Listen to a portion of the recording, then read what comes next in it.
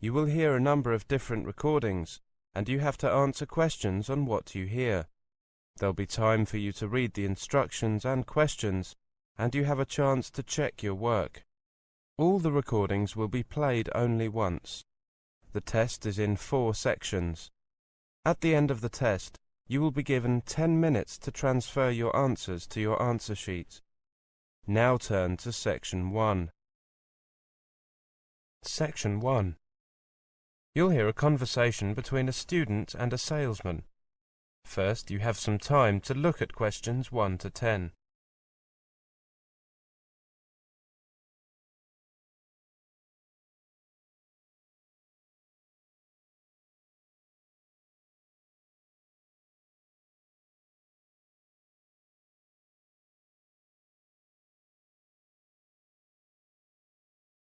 Now listen carefully and answer questions 1 to 10. Good morning. Is that Copewell Insurance? I'd like to ask you a few questions about getting insurance. Certainly. What kind of insurance are you looking for? Well, I'm a student and I need comprehensive cover. You know, against theft, damage, legal problems. I see. Students are unfortunately attractive targets for thieves.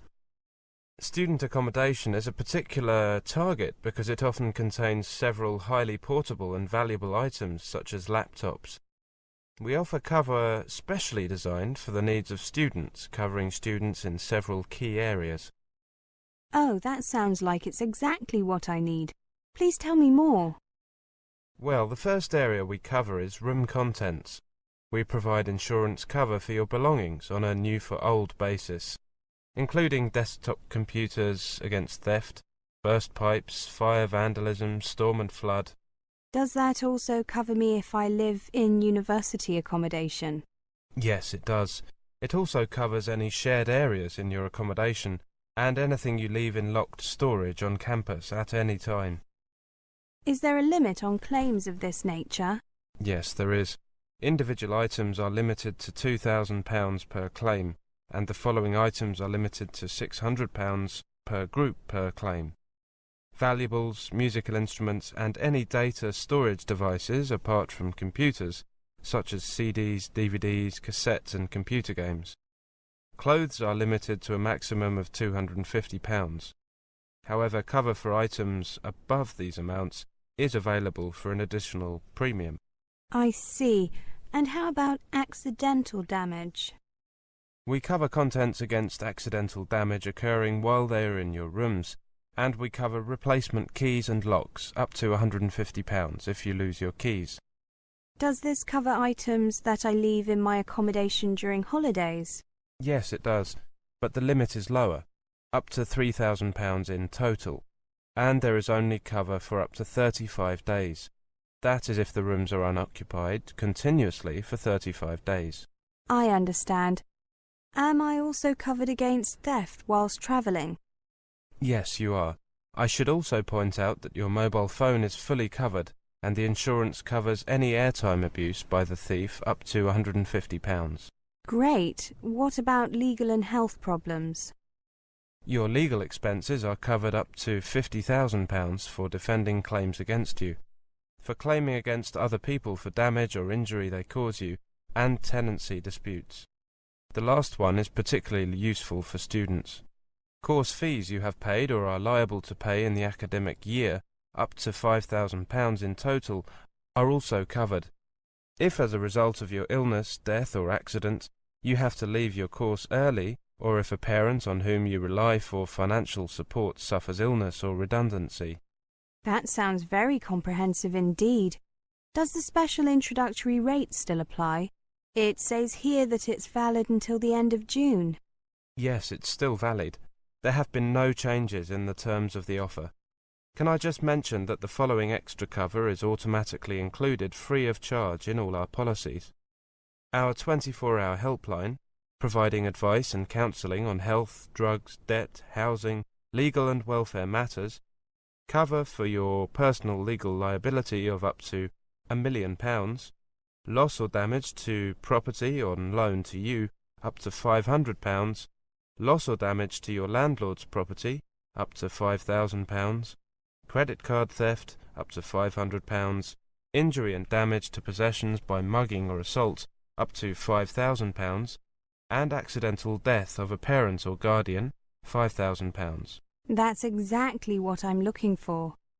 A fully comprehensive package. I'll come to your office this afternoon. Should I come to see you personally, or...? You can ask for me. My name is Stevens.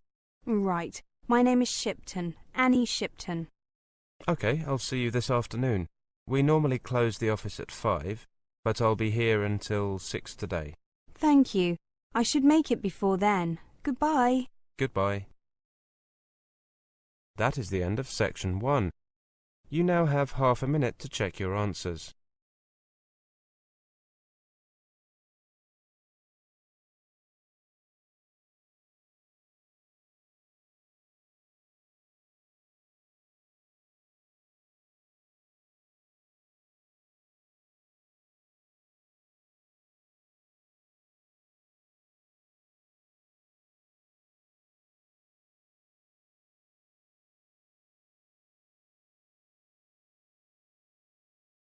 Now turn to section 2. Section 2. You will hear a lecture. First, you have some time to look at questions 11 to 20.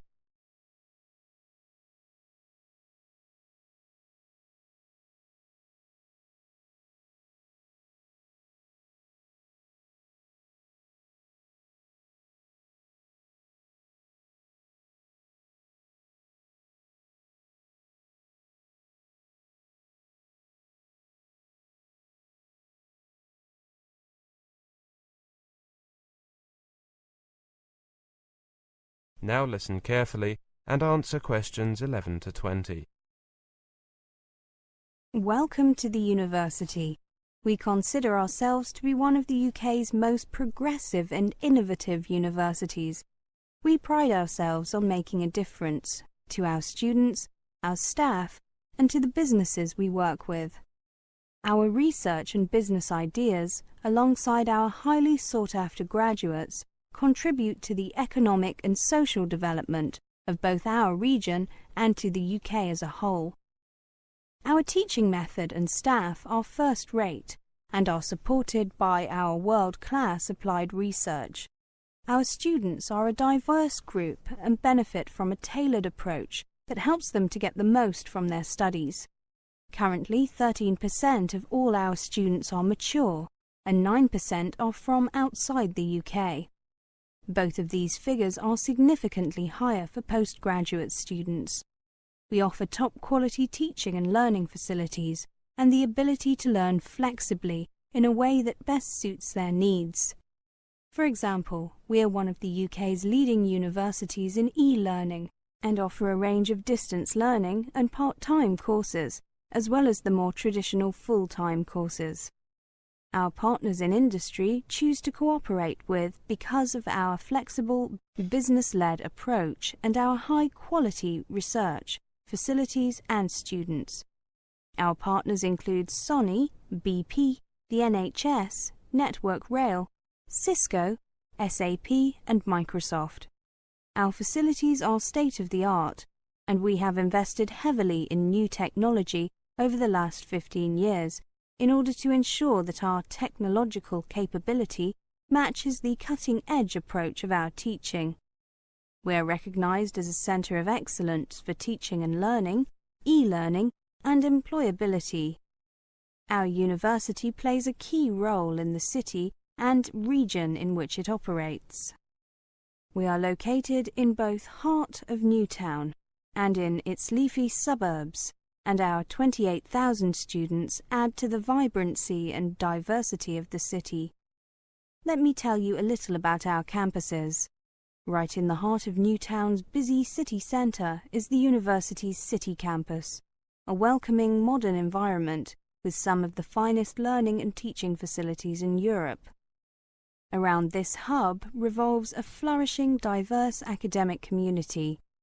Our second campus, only a couple of miles away, is a complete contrast. The tranquil Academia campus is set among lawns and trees in one of Newtown's leafiest suburbs. Just as typical of this city, England's greenest, as the bustling city centre. In May 2005, we opened the impressive Health and Wellbeing Building at Academia campus. The £15 million beacon for health and social care education was officially opened by our University Chancellor, Professor Hall, and provides world-class facilities for our health and social care students. Plans for further development of both campuses are already well advanced, with the university planning to replace its third campus at Salt Lane with a new home for the Faculty of Computing, Engineering and Sciences at City Campus. It's not only the university environment that's popular with students. The city of Newtown is a big attraction too. Home to 2 universities with more than 50,000 students, plus Europe's largest further education college and the headquarters of Learn Direct, Newtown is very much a learning city. It's one of the country's most in-demand student destinations, and once they arrive, students enjoy the Newtown experience so much that a higher proportion stay on to live and work here than in any other city outside London. Now, with regard to accommodation, our accommodation services offer a friendly, free service to help you find the right place to live in Newtown. They have an office in the Student Union building, but they also have a website which provides details of all our catered and self-catered residences and a searchable private housing database. The university guarantees to offer all first-year students accommodation of a reasonable standard in university-owned accommodation or in the private sector. On the website, we have also tried to answer some of the most frequently asked questions and provide some useful help, advice and information on how to apply for accommodation. If you can't find the information you are looking for on our website, go into the office where our staff are happy to answer any questions you may have, or you can contact them by phone, fax or email. The university is sensitive to the accommodation needs of individuals and provides both single-sex accommodation and accommodation that is suitable for students with disabilities and special requirements. We also cater to the needs of mature and international students. That is the end of section 2. You now have half a minute to check your answers.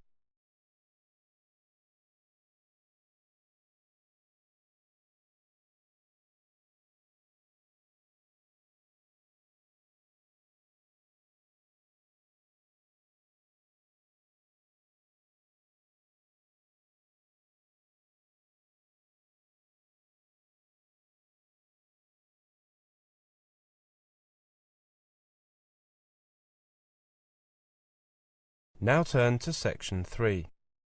Section 3. You will hear a conversation. First, you have some time to look at questions 21 to 30.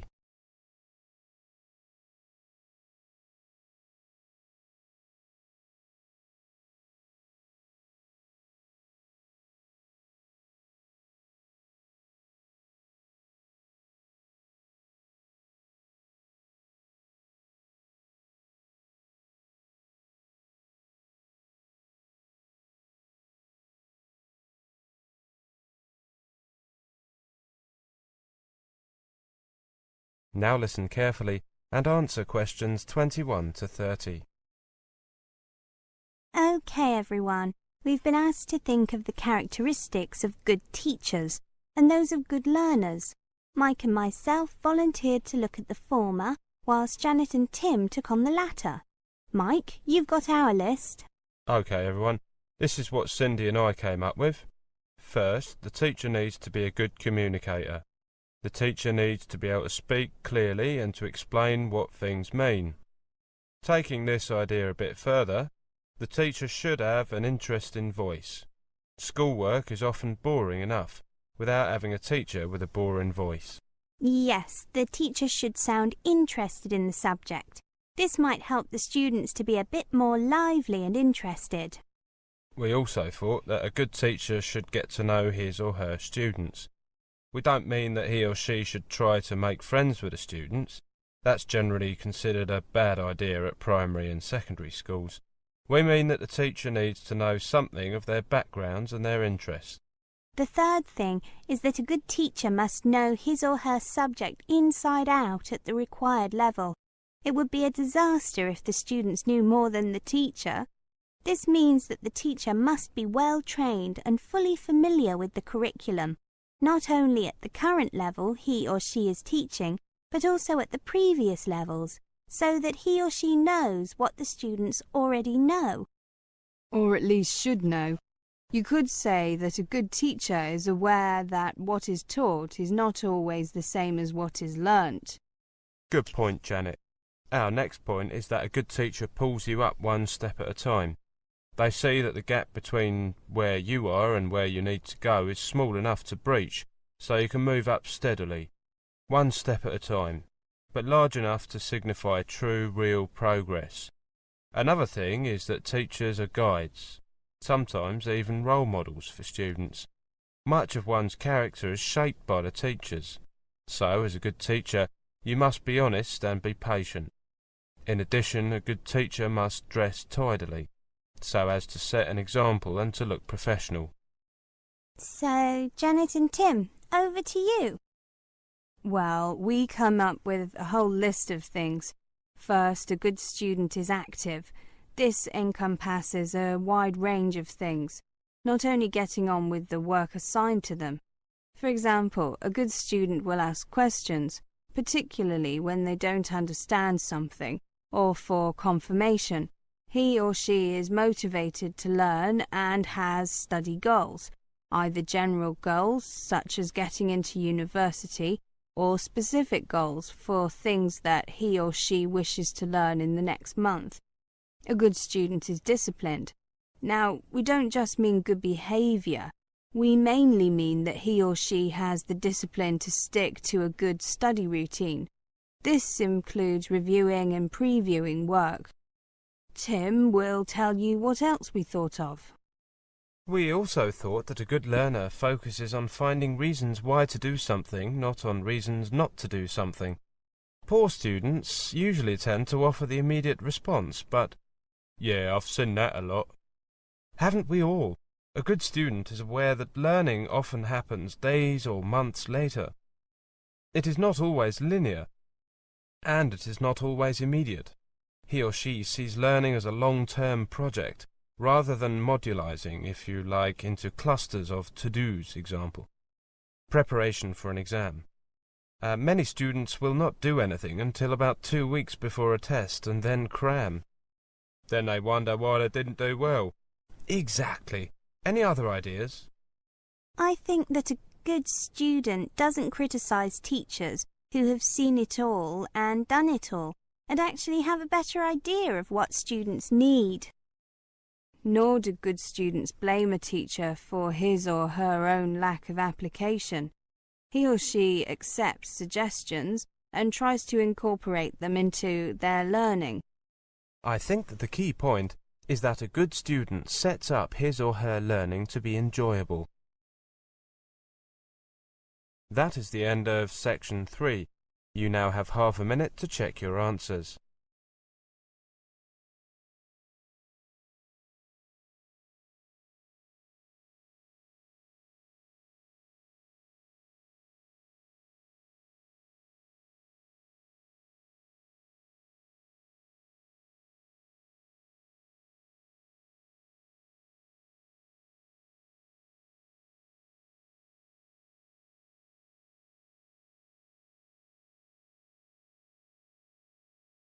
Now turn to section 4. Section 4. You will hear a presentation on writing an academic essay. First, you have some time to look at questions 31 to 40.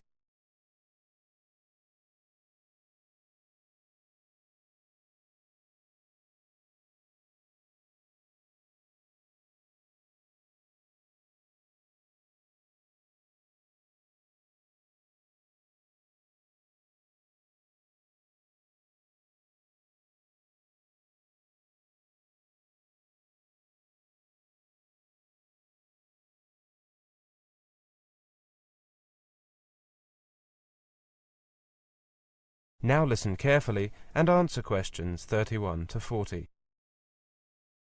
Welcome to this first presentation on writing an academic essay. A university essay can be thought of as an extended answer to a quite specific question that has been posed by your lecturer. A key consideration for lecturers when they mark students' work is whether the essay before them is relevant. That is, whether it does in fact provide an answer to the question being posed. For this reason it is important when you prepare to work on an essay that you spend a reasonable amount of time reading and mulling over the essay topic so that you understand precisely what is being asked. This involves identifying and thinking about key words in the topic. Among other things, this tutorial on essay writing is based on the following topic. In the last 20 years, rates of divorce have risen significantly in Western countries. Critically analyze some of the different explanations given for this phenomenon. In your discussion, you should consider what implications these explanations might have for social policy. Implication is a common term. Implications can be thought of as a set of ideas that follow on in some logical sense from a preceding set of ideas. In the case of this essay, the preceding set of ideas are the explanations for rising divorce. What is required then is that students consider what social policies might follow on from each of the different explanations considered. Note that the word phenomenon refers here to rising divorce. This means that the essay will need to be concerned with explaining why divorce rates have risen. Different explanations suggest that different analysts have come up with a variety of reasons for this happening. To critically analyze means to assess the value of some entity with respect to its strengths and weaknesses. This entity may be a theory, a policy, an argument, a piece of research, etc. In the case of this essay topic, what needs to be evaluated are the different explanations given for rising divorce. This proposition is central to the essay topic. Clearly, the essay will need to be concerned in a general sense with the subject of rising divorce. It is also important to note those terms which limit the subject in some way. In this case, to a particular place, Western countries, and to a particular time, the last 20 years. I asked 3 different students, spent some time analyzing the divorce essay topic. On the following 3 slides, you can read each of their interpretations of the topic. After reading each, decide whether you think it is a reasonable interpretation of the topic. This slide shows student A's analysis. This essay topic is about divorce in Western countries. I would look in detail at statistics for divorce in various countries. I would then turn to the effects of divorce, as discussed by various sociologists. I would describe the effects divorce is thought to have on parents and on children. Then I would consider what social policy solutions there are for the problems arising from divorce. Student B wrote, "For this essay, I would focus on why rates of divorce have increased in Western countries. To answer this question, I would give my own critical explanation, focusing on what I know from experience are the reasons why couples choose to divorce. I would then interview a number of divorced people I know, asking them what the reasons were for the breakdown of their marriage. I would then consider current social policies relating to divorce and find out how well the people I interview have coped since they were divorced." And this slide tells us what student C wrote. This topic states that divorce has risen in Western countries. First, I would want to find out if this is the case by looking at statistics from a number of countries. Assuming that the proposition is true, I would then look at a variety of accounts given by sociologists for this increase.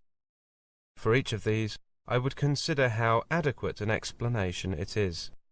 The topic seems to imply that rising divorce is a phenomenon that needs to be addressed by policymakers. I would then think about what sort of social policy positions might follow on from each explanation. Having read the 3 interpretations, in your opinion, Which seems the most reasonable interpretation? Ah, yes, I think you've got the answer.